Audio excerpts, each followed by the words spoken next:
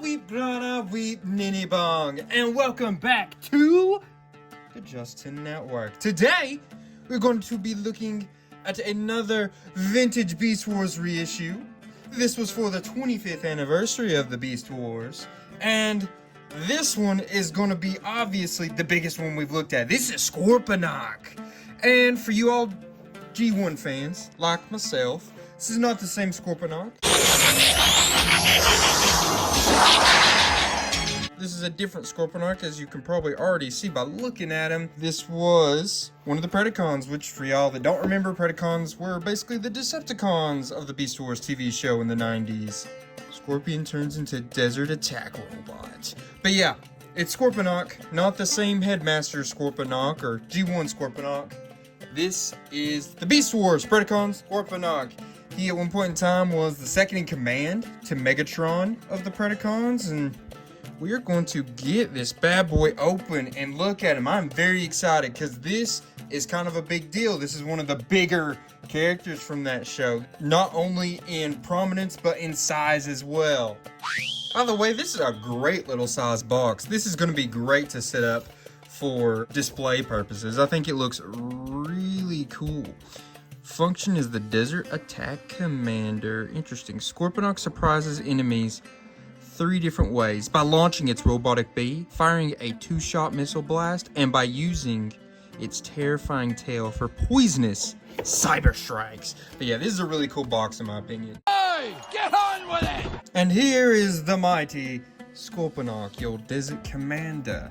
So, you see here, this is a pretty cool freaking toy already. So his colors are slightly different from the original one, but other than that, it is exactly the same as the original one.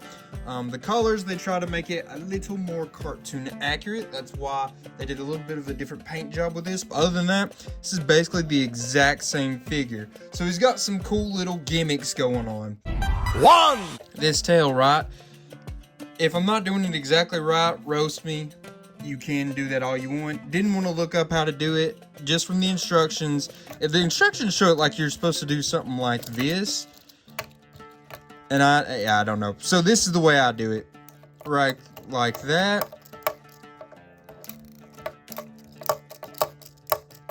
He's taking somebody out with the poisonous stinger attack, right? It's like a little bit of a claw arm there thing going on. That's basically what you're getting with. That's what it's supposed to be doing. I don't know if I did it perfectly the way intended, but you get what it's supposed to do. So that's pretty cool. That's one little gimmick it's got going on. Number 2 comes with these 2 little blasters, blast effects, bullets, whatever you want to call it, right? And they will go right into this claw. Don't you just love old school 90s stuff, man? I wish we had more gimmicks like this with the newer toys. That would be really cool in my opinion. So they go in like that, and then they shoot out like that, and they shoot out kind of hard and kind of loud. That was kind of cool. I was not expecting so much veracity to come out there. So that was pretty cool, right? Now you see the other claw. The other claw looks a little different. I think you can see already just by looking at the camera here. So this one, right, you're gonna go and bada boom, we got a little cyber bee here.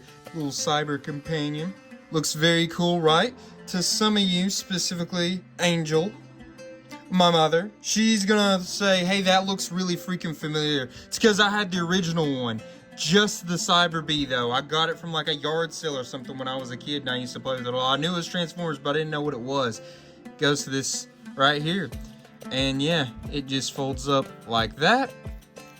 You pop the shell part together, flip this up, and it plugs right back into there, and you pull that back to shoot it again. So that is what that's got going on.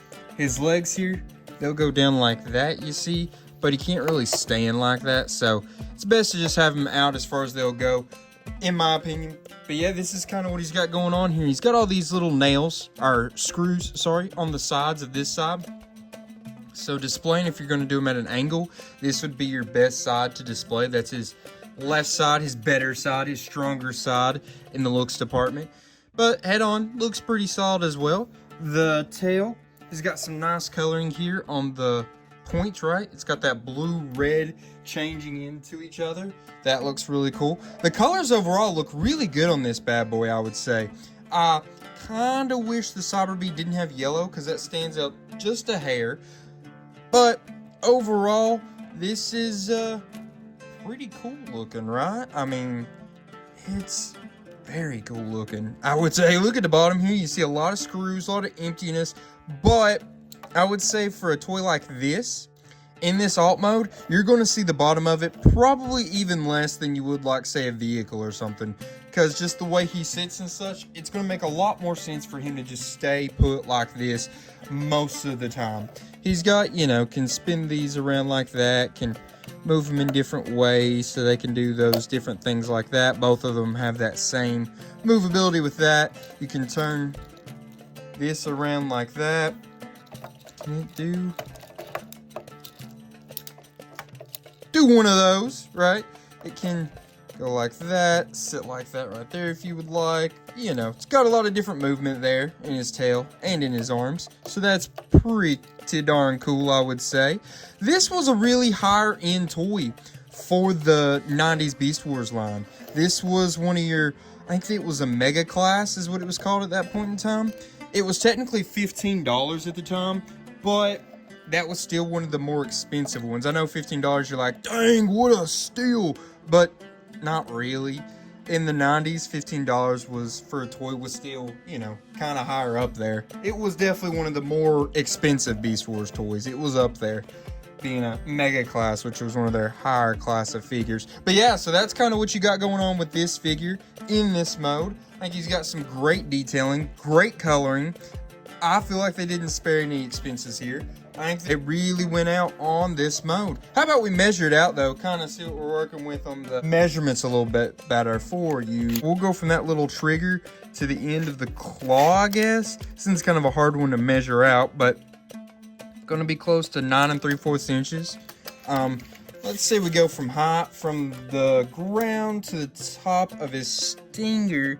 It's going to be about 5 3/8, or pretty darn close to it. Width will go just with his claws out at a normal stance. That'll put it at about 4 1/4. Then say we go from shoulder pauldron to shoulder pauldron. It's going to be around 3 3/4 inches. Pretty darn close. But yeah, that's some measurements we got going on here. How about we measure the Cyber Bee as well, just since we've got him here. Width-wise, from end of wing to end of wing, that's going to be about 2 3/4 inches. Width will go from the back, the very end there, to the tip of his wing, going to be about 3 inches. Pretty darn close, at least. In my personal opinion, this will probably be the mode that I display him in. I think a lot of the ones that transform into animals and beasts and things of that nature, I usually like to display in their alt modes. But we'll get him transformed here, kind of look at his bot mode. I could be pleasantly surprised and like it even better. Alright, here's Scorponok transformed into his bot mode, and I'm already thinking this looks pretty cool, right? I think one thing I'm not liking, unfortunately, the way it's designed, the screws come out on his shoulders there. I wish we could have hid that behind somehow. I think that would have been really nice. So I've got him really backed up because, as you can see, he's got that stinger on top. Let's see. I mean, it can do that, right? You can get it to do that a little bit. Yeah, it's a little hard to get it to do it. I'm sure if you hold it just a special certain kind of way, it will do it. But that's why I had it backed up so much. Alright, we will bring him just a tad closer here, just so you can actually get a good look at some of these details, because I do feel like this is a very detailed figure. His legs, I want to say he's a little top heavy, but these legs are also not made the best for support. As you can see, dynamically, that's not going to work physically greatly for stability, right? A lot of adjectives right there. Y'all can see that. That's very classic Transformers in this era of Beast Wars, Beast Machines. They kind of did that style of feet like that quite a bit, I feel like. I had a couple Beast Machines toys when I was a kid, and I feel like they were kind of like that too, where they don't get a whole lot of great stability because of the way they build those feet there. But, you know, he can spin this bad boy all the way around. Go spin right there. Going to be able to go up and down like that. But it can't go all... That's as far down or close to his body it's going to go. Also got a spin right there. That can go all the way around if you do it just right. And then also do not forget that you can...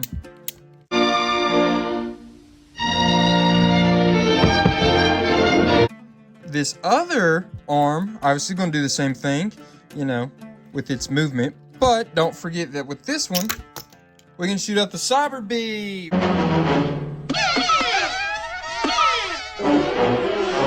And that even kind of looks like he's got a little blaster right there. I mean, don't think it looks too awful weird with the cyber beam being off there, in my opinion. Now, he's got no spin at the hip or anything like that. Can he? Buddy, look at that T-pose. Absolutely gonna T-pose on him. I will say, early prognosis, unfortunately, that I'm already seeing is where he does have so many movable parts, so many shootable parts, so many little gimmicks, and not great feet. It does make him feel rather fragile, where you're like, being careful with every time you move him because you're afraid something crazy is gonna happen. Don't mind if I do!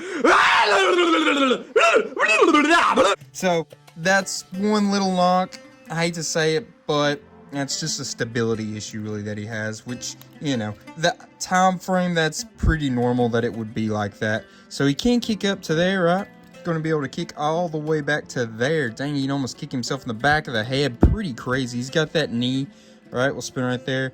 That's about all it's going to do around like that, as you can see. His feet, I mean, they can fold up. That's part of the transformation, though. They don't really have any movement outside of that.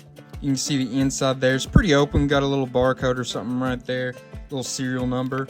And, you know, that's kind of what we got going on. The outside don't look too bad. Just a little hollow, but really not too bad at all on that front. From the back, let's get a good look. Honestly, not the worst looking back either. You know, you can see all the way up there. Not a bad looking back. He's got those holes right there where you see those screws, but this is actually really good from the back. It is all filled in. It looks pretty freaking good. I'm blown away by this figure. This figure is really good. I'm really surprised that they made a figure this good in the freaking 90s, man.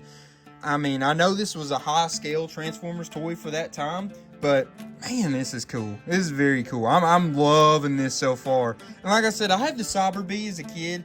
Got it from a yard sale, like I said. So I had no idea what it came from. I just knew it was Transformers related. So it's really cool to... I mean, I found it out a while back now, but it's really cool to now have the actual toy that it would have came with. I mean, there's a reissue, but you know what I mean. It's pretty cool. Let's get a good look, though. That head sculpt. Pretty cool. He's almost got like a Cyclops looking visor. And he also looks like he's screaming a little bit. You see what I'm seeing? It almost looks like his mouth is wide open. He's screaming. So one other thing that he can do here. Yeah. So he's got like that protective shield for his desert combat, so it's not messing with his receptors and stuff around his face. So that's really cool that he's got that face shield. I don't know which way I like better, but I do think both actually look pretty good, and it's just an easy, like, pop right back out. See? Very cool. Very cool, I would say. I like it. I like this a lot.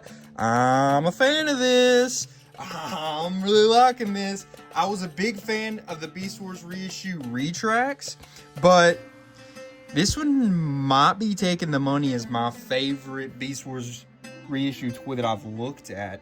I think, unfortunately, one thing I am noticing on his head, that is clear plastic. So, long time, that's going to be damaged a little bit, I would say. It's going to crumble because clear plastic is always on the weak end. It's got a little bit of sparkle in it, it looks like.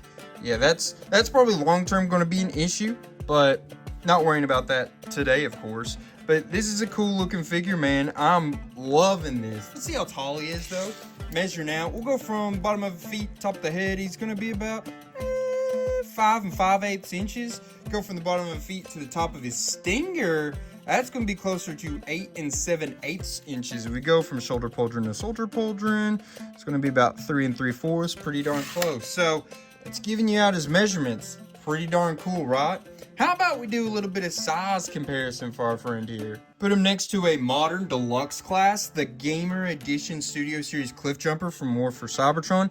You see he's, you know, a little bit taller, not a whole lot, but you see they got a little bit of a size difference there. Now you put him next to Cyberverse Legacy United Tarn from that 4-pack that came with Cliff Jumper, Squeeze Play, and Tarantulas.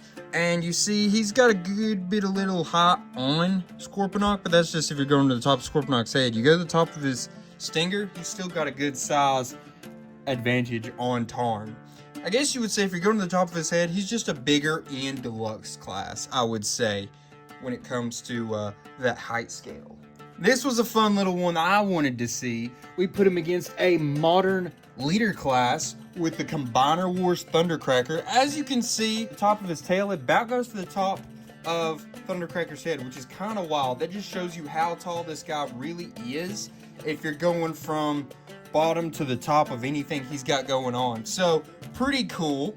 And last but not least, how about we put a little modern day core class next to him? Exosuit Spike Wiki from the 86 Studio Series line. And you can see pretty big size difference there. Now we get to move on to the rankings part of the video, which is like probably my favorite part of every video. I just like to rank stuff. I get to sit here and tell you what I think about the figure, how I grade the figure, and you all can go in the comments and say, well, actually, Justin, I hate what you said. I think you're completely wrong about this figure. Or maybe you're gonna come in there and be like, hey man, this is a good insight I really like, and I agree exactly with what you say, which will never ever probably be in the comments. But I appreciate comments either way, whether they're good or bad. So let's go ahead and talk about the rankings, starting off with functionality. Remember, in the functionality department, that's going to be about his articulation, his posability, his accessories, the accessory storage, right? So in this department, I gave him a 7. I think you could argue an 8, and I'll tell you why I went with a 7. So, he's got great articulation, right? I mean, the only thing you're missing, he ain't got nothing at the thigh. I mean, you've got it right here around his pelvis, but there's not like a thigh spin, and there's nothing at the hip. His head doesn't really move. I mean, it can go up and down a little. Nah, I mean, it doesn't really have any. So, I mean, that's your main things you're missing. But overall, he does have really good articulation for the time. His feet, I guess, they don't really move either, technically.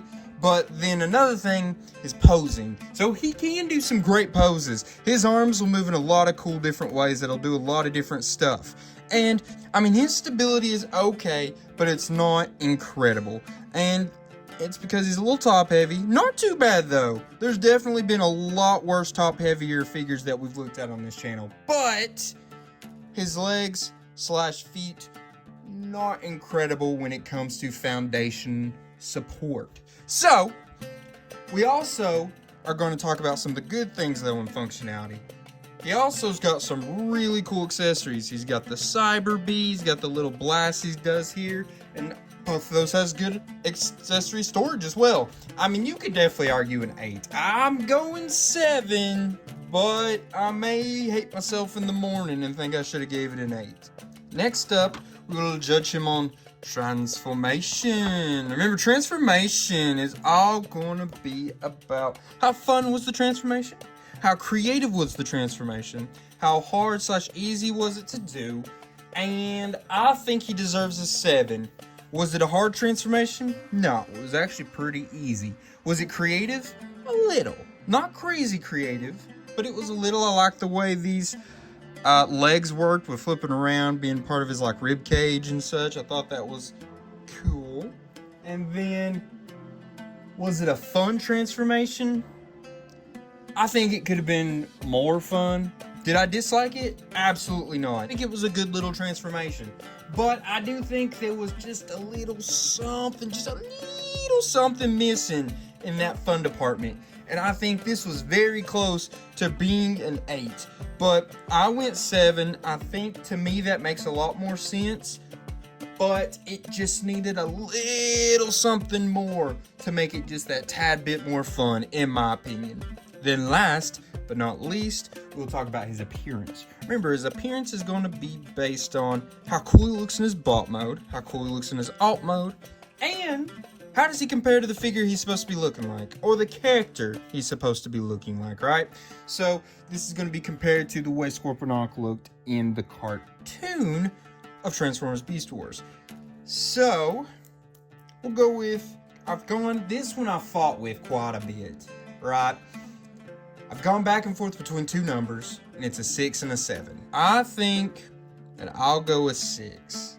I lied. I'm going with a 7. Oh yeah, changing it on the fly. So, why did I go 7? So, he looks awesome, right? Both modes look very freaking cool. Now, does he look like Scorponok in the cartoon? Fairly so. I still think the colors could have been a little bit better. He's missing some of that yellow he had in the cartoon. And there's a little things off here and there. He looked a little more, how should I say it, goofy? Honestly, the bot mode looked a little more goofy in the cartoon. And I think that this actually looks more realistic to the way you would have him look as a Transformer. But, you know, the Beast Wars animation overall is just kind of funky. I think he looked more like he did in alt mode than he did in bot mode. But I think what's doing some heavy lifting here is how good he looks in his bot and alt mode. Like how cool they look. How much I like just looking at him, right? Would be a cool one to have two of, honestly. I will probably display him in his alt mode, but this is a good looking mode too, and I would love to display him in this mode as well. I think his back, that's literally the reason that I think I decided to go 7 over 6 is because how good this back looks. I mean, this might be one of the best backsides we've ever looked at on this channel. I'm impressed by that. There's not just a ton of empty space. There was some on his belly side when he was in his alt mode, but I think that the back of this bot mode is so impressive that boy gets a 7.